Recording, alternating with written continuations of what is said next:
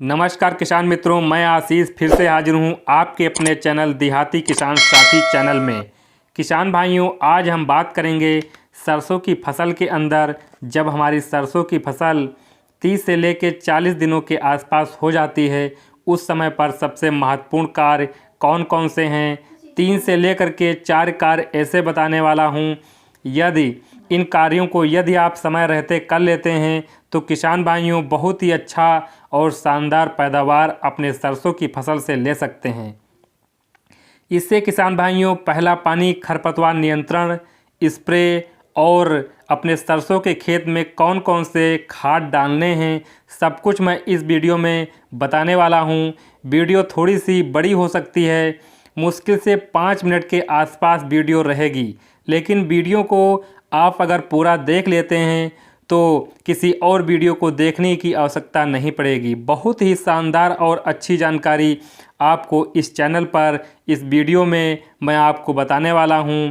और यदि अभी तक हमारे चैनल देहाती किसान साथी को सब्सक्राइब नहीं किया है तो चैनल को सब्सक्राइब करें, जिससे कि आने वाली हर वीडियो आपको मिलती रहे। तो चलिए शुरू कर लेते हैं। किसान भाइयों, सरसों की फसल में हमें पहला पानी किस समय पर लगाना चाहिए?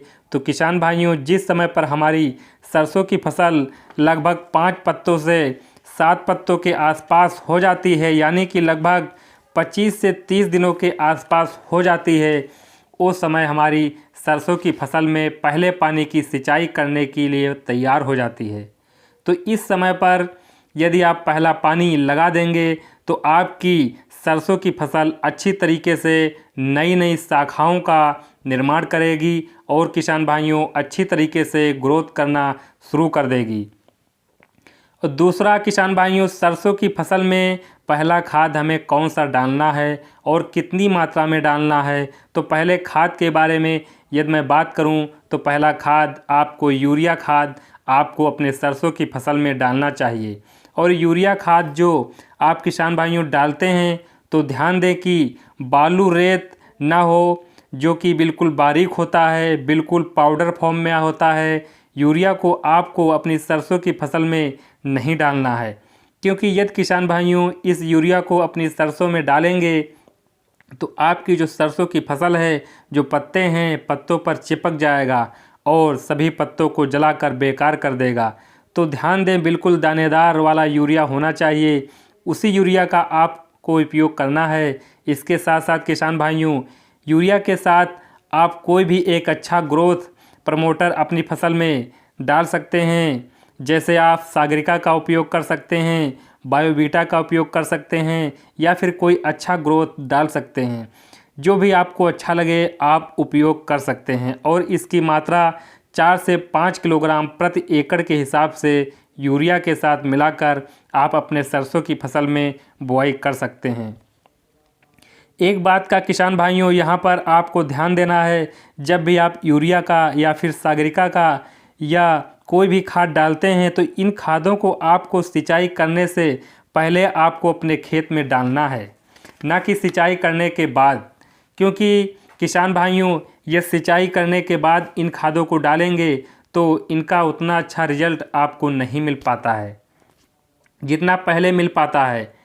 एक कार्य यहाँ पर आपको और करना है, यदि खाद डालने के बाद तुरंत ही आपको सिंचाई करनी है। ऐसा नहीं है खाद आपने आज डाल दिया और कल आप सिंचाई करेंगे तो ज़्यादा अधिक बेनिफिट किसान भाइयों आपको नहीं मिल पाते हैं। तो खाद डालने से तुरंत बाद आपको सिंचाई करनी चाहिए।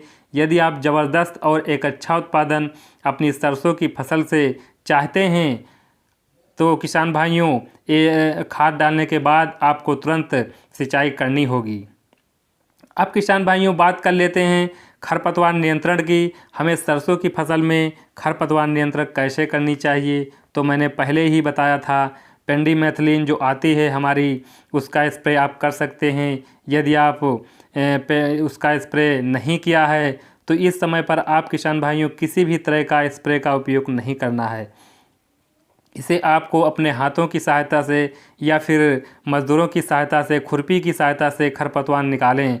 क्योंकि यदि इस समय पर आप कोई भी स्प्रे करेंगे तो ये हमारी फसल पर ज़्यादा प्रभावित करेगा और बहुत ज़्यादा नुकसान हमारी फसल को हो सकता है। तो इस समय पर जो खरपतवार हटाने हैं, निकालने हैं, वो हाथ की सहायता से ही निकालें, क्योंकि यदि आप खरपतवार नहीं निकालेंगे तो अपनी जो खाद उर्वरक जो आप सरसों की फसल के ऊपर करेंगे उनकी लगभग 25 से 30% जो ताकत है वो किसान भाइयों खरपतवार ग्रहण कर लेंगे और हमें बहुत ज़्यादा नुकसान किसान भाइयों मिलता है। और इसके साथ साथ किसान भाइयों आपको समय रहते ही अपने खेत की सिंचाई करनी है, क्योंकि कम से कम सरसों की फसल को 2 सिंचाई की आवश्यकता पड़ती है। तो 2 सिंचाई आप अवश्य करें। 2 सिंचाई यदि आप करेंगे तो बहुत अच्छा बेनिफिट सरसों की फसल में आपको मिलेगा। एक बात मैं किसान भाइयों आपको और बता दूं, यदि आप की फसल में लगता है कीटों का अटैक हो रहा है, इसके लिए आपको अपनी फसल में किसी एक अच्छे कीटनाशक का उपयोग कर सकते हैं, जिसके लिए मैं आपको वीडियो बना के दे चुका हूं कि आप कौन कौन से कीटनाशकों का प्रयोग करके अपने सरसों की फसल को किसान भाइयों बचा सकते हैं और अच्छा उत्पादन अपने सरसों से फसल से ले सकते हैं। तो किसान भाइयों वीडियो अच्छा लगा हो तो वीडियो को लाइक करें, चैनल को सब्सक्राइब करें और किसान मित्रों से शेयर करें। नमस्कार।